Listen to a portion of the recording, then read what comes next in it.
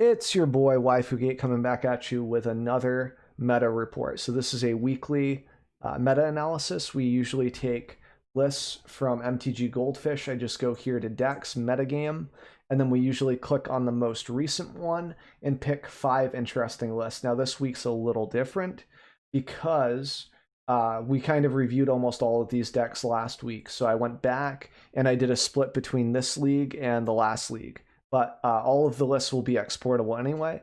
And what we do here is we just kind of analyze the lists, kind of, see, what we think about it in regards to competitiveness, whether it's set up for tournament play or whatever, or if it's just for the league, and like how it kind of shapes up in the meta. And how's it going, Auto Tapper? What are you up to, man? So we've got here, this is Gruul mid-range. I've seen a lot of mono green, but not so much Gruul, at least in standard.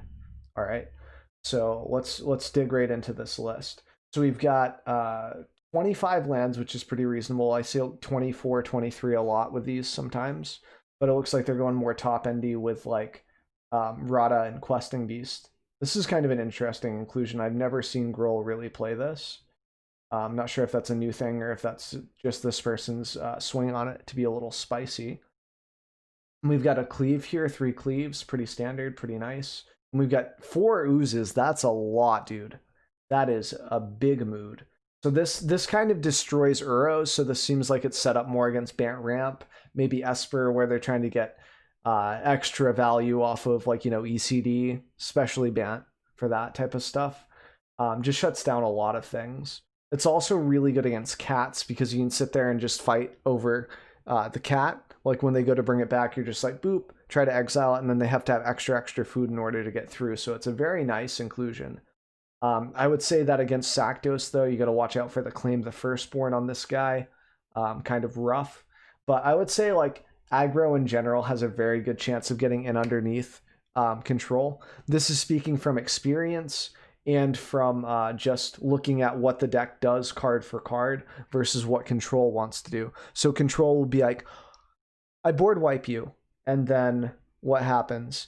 They top deck a Questing Beast, they have the Garruk's thing to pick up. Like, usually there's a Garruk guy here.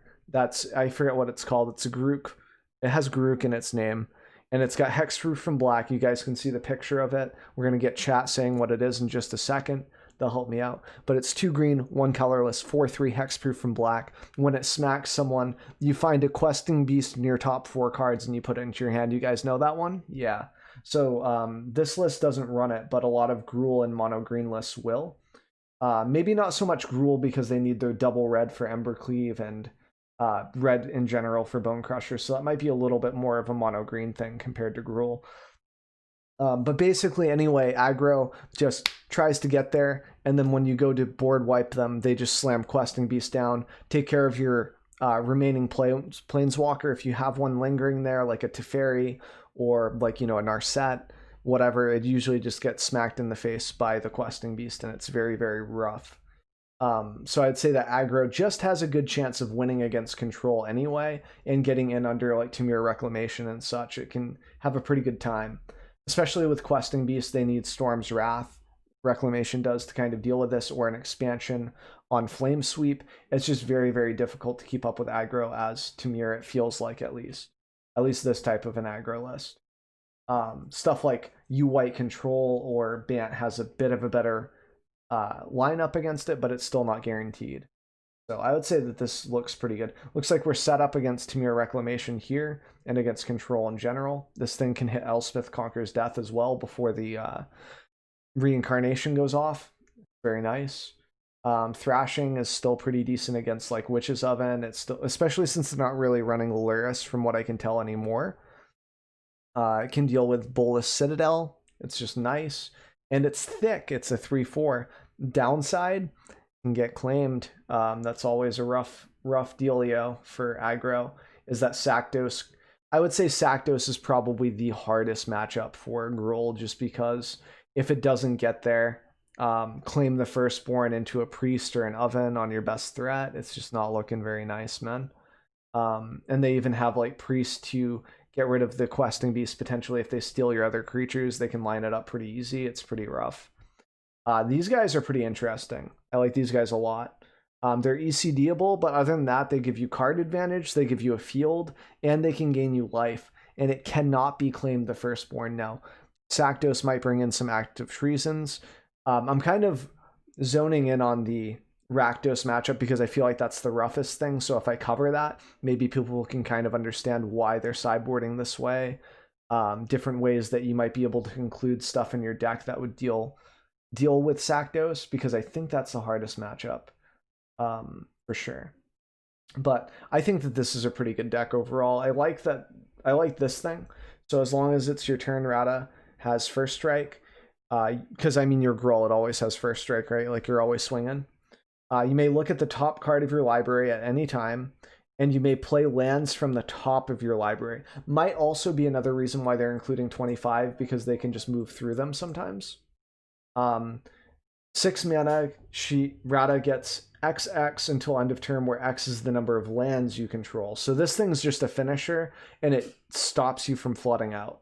And it's legendary, so I can understand the 2 instead of 3, which is the number I would kind of like for consistency. But it's just there to move through the deck, which is kind of interesting.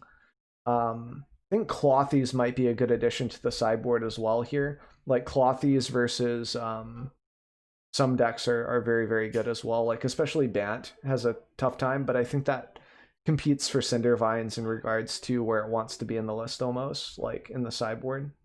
And we've got Dragonfires for probably Saktos for those Mayhem Devils and stuff. Maybe to finish off like Planeswalkers, but Questing Beast kind of does that, so I don't know. It's a little versatile at least.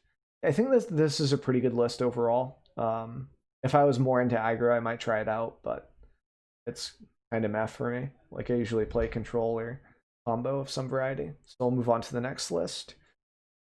We've got UB by Sneaky Robot. So this is what I hate, like when I get debated by UB and then there's like green in the like the deck name. Now, to be fair, this pretty much is UB with just Nightpack Ambushers. So to be fair, they weren't really that disingenuous with their title. Right? Because it is pretty much UB, but with this as the only green card. There's not even ramp or anything. I love Rewind. I don't know how good this is, but people usually run like 1 to 2. I can really understand it with Nightpack Ambusher though, and other flash creatures, because then you counter their one spell and then go for it. It's just so disputable. So like maybe you take this out in the sideboard process against Dispute, but maybe that's a judgment call. I don't really know enough of the matchups to know. So this card's super interesting too. So this says flash whenever it or another rogue enters the battlefield, each opponent mills 2 cards. As long as an opponent has 8 or more cards in their graveyard, Thief's Guild Enforcer gets +2/+1 and has Death Touch. So this is effectively like a 3/2 if the condition is met. Kind of interesting. How many more rogues do we have? We have a pirate. We have this is a rogue. Okay. And this is a rogue? Ooh, this is actually way better on paper than it looks. Now, how many counter spells do we have? We have 3, 4, 5 counter spells total.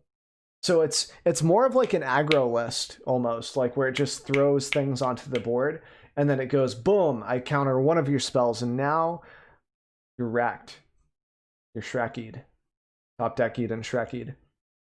Ripper, right now we're doing reviews. If you have a deck to review, we're doing viewer deck reviews in a second. Right now we're doing the Goldfish, where we're looking at 3 decks from like 5.0 or 5.2 lists. I'm just analyzing decks right now. We're doing YouTube stuff. But yeah, it looks like a lot of tempo, a lot of draw power with the Wisps.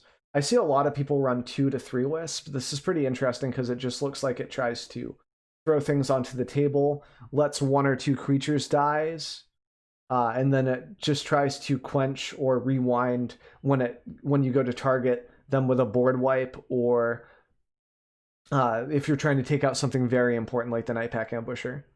Seems pretty interesting. I like it. 2 Omens is pretty interesting too, instead of like counter spells or more things like Frantic Inventory, etc., like stuff like that where it like moves and goes.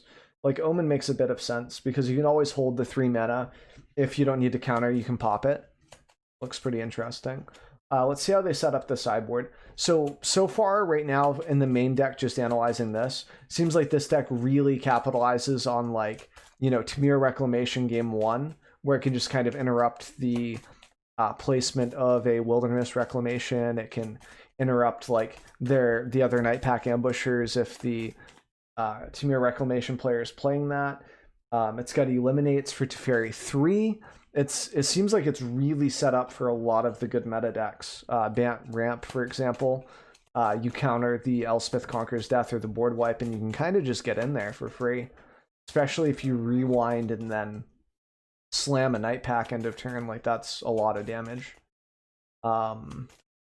It's funny how it's sort of rotated away from doing like the mutate stuff, like the Dire Bats and the Octopus. So it's pretty interesting. So lots of 2s and 1s in the sideboard I see here. So 2 Duress, 2 Disfigures, 1 Grafdiggers, interesting. 1 Gust, 1 Disdainful. The Eliminate makes sense because you're like filling out your playset. So if that card's very good, increasing your chances to 4 seems all right. 1 Grasp. 2 Soren's Thirst, probably for mono red, right? Kill that Steamkin, get some life, I guess. 2 Cries, because most of their board, like, if they take out this, for example, most of their board is pretty immune to Cry if they need it to be, so that's probably for, like, mono red and Sakdos, just to get rid of the cats. And then 2 Disputes. Now, I hate this personally, but I've seen more than Croakies do it now. Like, it's usually just a meme. I'm just like, oh, it's a Croakies list, 2 Disputes. Nice. So I don't know if this is the Croakies effect or if the math behind this is actually not terrible. With like, you know, I can draw X amount of cards, so my chance on seeing Dispute in the first 3 turns are good, and then I'm nice that I'm getting there. It's like I would rather have like a negate or something here, like 2 negates or 4 disputes, and get rid of some of these 1-ofs, like the 1 of Disdainful, the 1 Gust, like whatever, make this 4 if that's rough for you.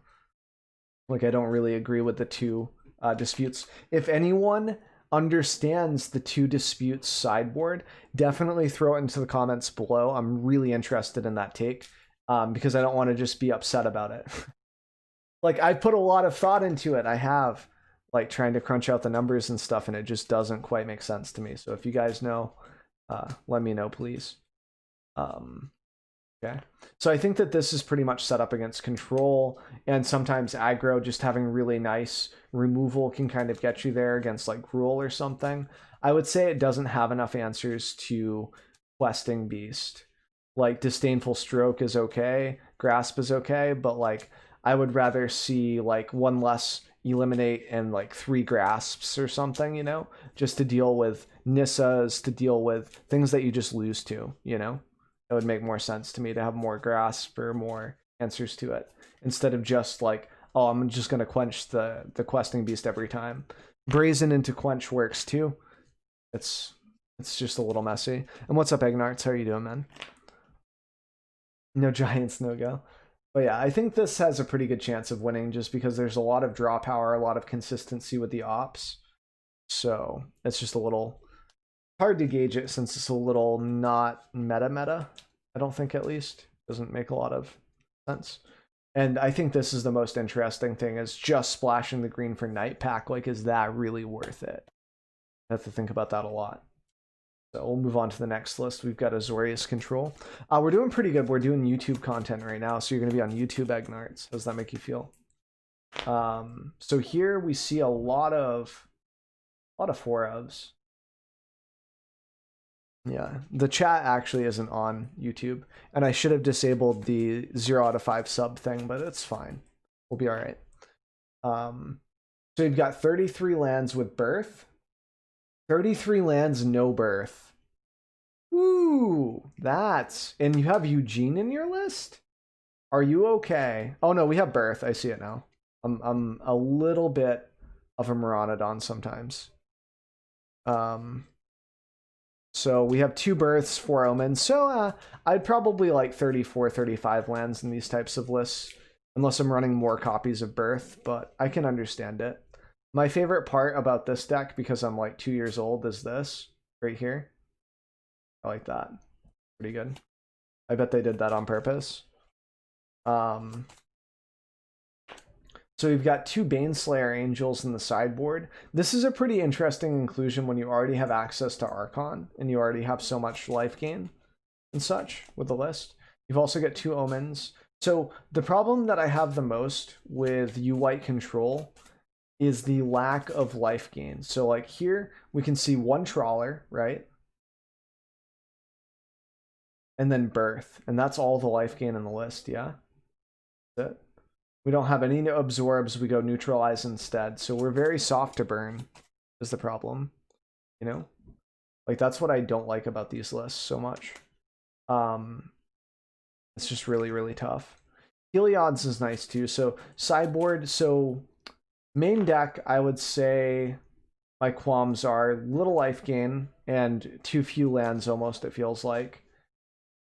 I don't like the 3 Gus main deck when you don't have a discard engine, but they have 2 Teferi Master of Time, so they can very easily like draw discard that if they need to later. They've got Neutralizes to cycle when Teferi's out until they can draw into ECD. And they have 3 Caskets for aggro. So, I mean, Caskets are fine too, especially against Uro, Shark Typhoon tokens, etc. It really does help, especially when you have Yorion to bounce it. There's also 2 main deck Yorions on top of the companion. So three chances at seeing that, 1 guaranteed from the companion, since we're fulfilling the requirements there. So sideboard wise, so how does this look against the meta? So like Teferi is okay against Reclamation, but 80 cards, 4 Teferis, even if you have 2 or 3 in the top, they usually have a Shark Typhoon to compete against that. Narsets also throw a wrench in their cogs as well. Not terrible. And the one of Eugene can catch a lot of stuff off guard.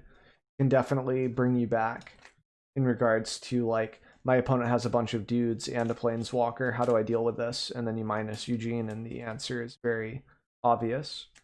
And we've got 1 Tail's End, which I like a lot. That can stop like a Crassus trigger. That can stop a Planeswalker ultimate, like a Nissa ulti.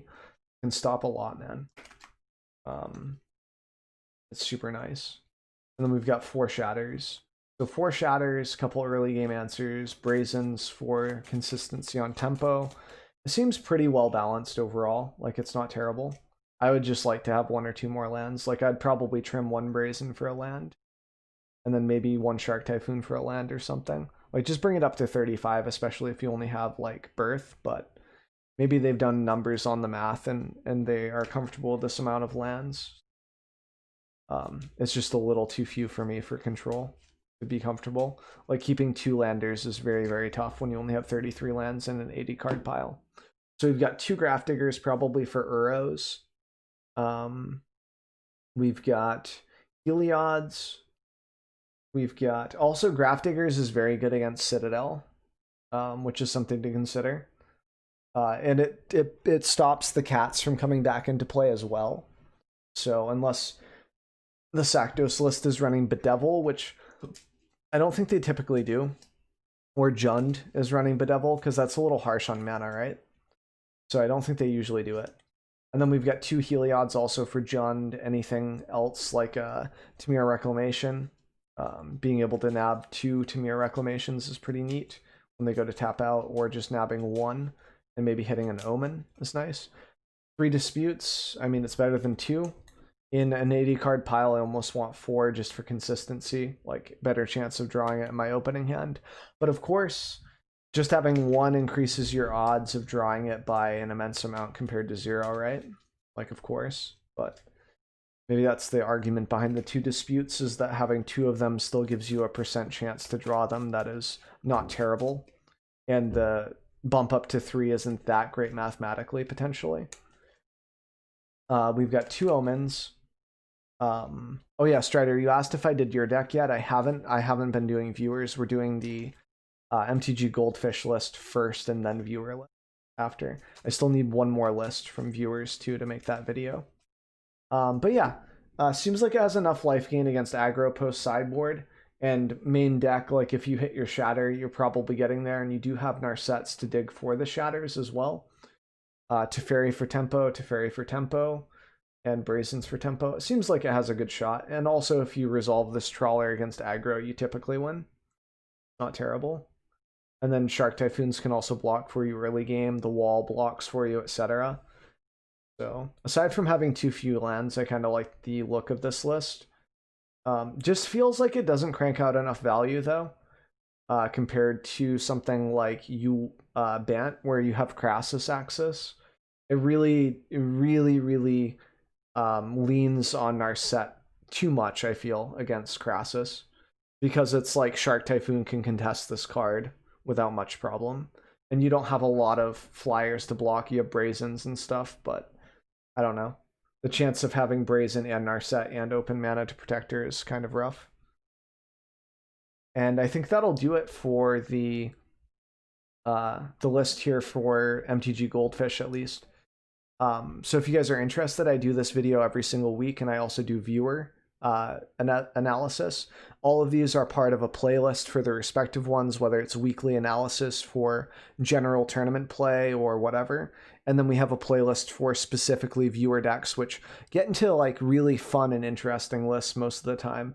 And I do historic and standard for those, not really modern because I don't have a lot of experience there. But we do both of those each week. One releases on Friday, one releases on Saturday, and then we do all the recording on Thursday. So if you want to submit a list for viewer decks, Thursday works. And thanks for chilling out. Appreciate you guys. If you have any comments, questions, throw them down in the comments below, or stop by my stream. Usually stream from 2 p.m. until about 8 p.m. CST, Central Standard Time.